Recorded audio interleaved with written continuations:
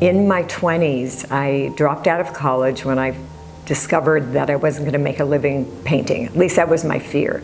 So I went into the jewelry business and found that the three-dimensional art form filled my needs for being creative. But at the same time, I went to UCLA and I did extension classes and went to Venice in the 70s and met the artists that were just emerging, went to the very first few Venice art walks, and from there, my entire life has been collecting art. And again, mostly contemporary, mostly emerging.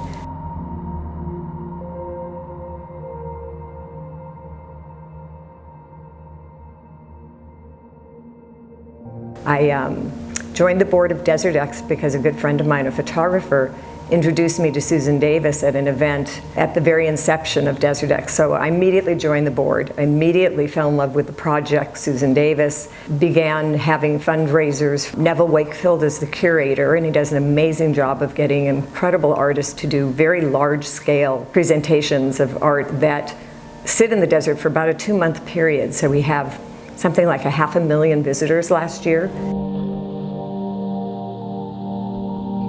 I'd say the Picasso that I bought on my honeymoon.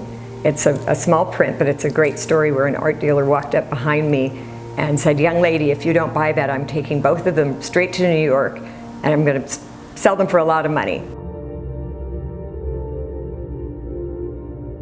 I would say the Andy Warhol that's in my entry, I bought at an auction in Los Angeles. I think it was Sotheby's, right after he died. And he was kind of out of favor. It was a very poorly attended auction, which was rather sad. But again, I couldn't resist putting my paddle up and bidding on this wonderful print called After the Party. And I love that because I love having a good party. For someone who wants to start an art collection, I would advise them to immerse themselves in a lot of art first. I would advise themselves to buy what they like. I think there's something really important about that. But again, to me, the number one thing is that there's an emotional attachment to the purchase because I either love the image or I'm meeting the artist and there's a connection. That joy will continue forever, regardless of whether the art ever becomes valuable. So for me, it's a passion.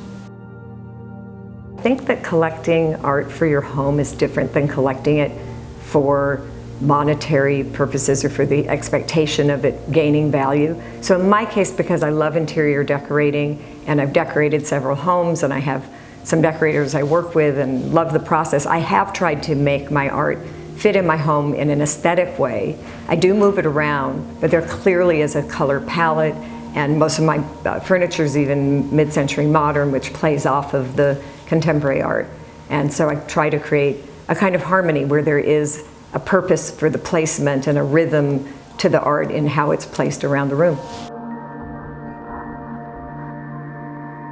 Some of my very favorite pieces in my library are the Amir Falla, who is an artist that I've followed for years, and he does these beautiful draped characters in intense detail. I have a small Rodin that is a hot pink little rock from his work in Las Vegas and last year's Miami Basel. Baldessari, and a Shakur neon piece from Tavera Strachan that I purchased that I just love. It's one of his bookend pieces. I also have a Wilding, so it's a wide range of pieces because she's a feminist artist who worked in mostly pencil from the 60s and now is in a lot of museums, and I love her work. Genevieve Guinard is a favorite of mine. She photographs herself in unbelievable settings and has an incredible story which she reveals through her photography. I'm just starting to build a collection of outdoor art, and I do have a ceramic piece by Lena Daly that I love that lights up at night and it glows in the dark. It's under ultraviolet light all day long. So it becomes this purple, massive, beautiful piece, and in the daylight it's quite beautiful as well, but it's another area just started to collect. Another part of who I am as Diane Allen Presents is discovering emerging artists like Amanda Flowers, who works in oil on board and found objects, but has a really unique, I think, and highly evolved skill set for being a 23, 24-year-old artist.